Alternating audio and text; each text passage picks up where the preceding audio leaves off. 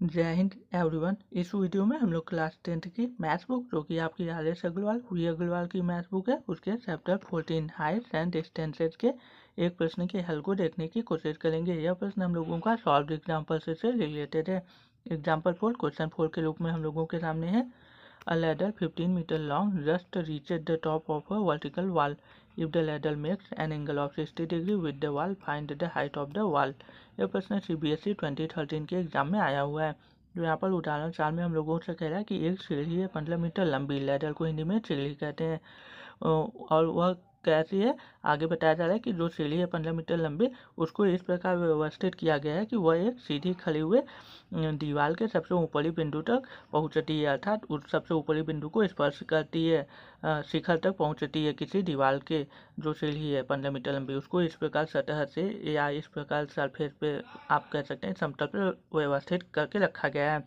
आपको आगे बताया जा रहा है कि जो सीढ़ी है जब वो दीवार को स्पर्श करती है, दीवार के सबसे ऊपरी बिंदु को स्पर्श करती है तो 60 डिग्री का कोण बनता है। तो आपको कह रहा है कि जो दीवार है उसकी ऊंचाई बताइए। तो हम लोग मान लेते हैं कि यहाँ पर LM एक ग्राउंड सरफेस है या सेगमेंट ऑफ लैंड है या फ्लोर है, कुछ भी जिसपे कि सीढ़ी और दीवार दोनों व्यवस्थित हैं अर्थात टिके हुए हैं। मान लेते हैं AB जो है वह दीवार है और यहाँ पर BC हम लोगों का एक सीढ़ी लैडर है। तो ये हम लोगों का एक राइट एंगल ट्रायंगल बन जाएगा। तो यहाँ पर 90 हो जाएगा क्योंकि वर्टिकल दीवार है।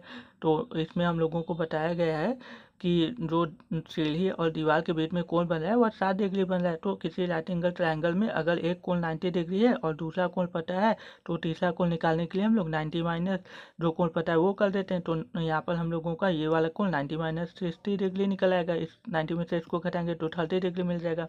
तो यहाँ पर जो सीढ़ी है और जो दीवार है दोनों का बिंदु सबसे ऊंचा वाला बिंदु बी है। वह इसलिए हो रहा है क्योंकि सीढ़ी और दीवार का जो सबसे ऊंचा वाला बिंदु है दोनों एक दूसरे पे ओवरलैप कर रहा है, आरोपित हो जा रहा है, इसलिए दोनों बिंदु बी से डिनोट किए गए हैं यहाँ पर।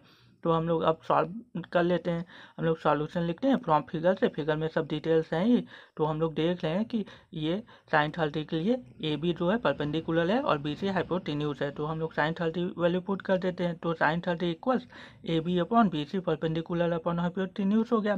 तो साइन 30 की वैल्यू 1/2 होती है, हम लोगों ने पुट कर दिया। AB हम लोगों ने यस माना है तो यस, और BC को यहाँ पर 15 मीटर दिया हुआ है जो कि सीढ़ी को चाहिए, तो 15 हम लोग कर देते हैं।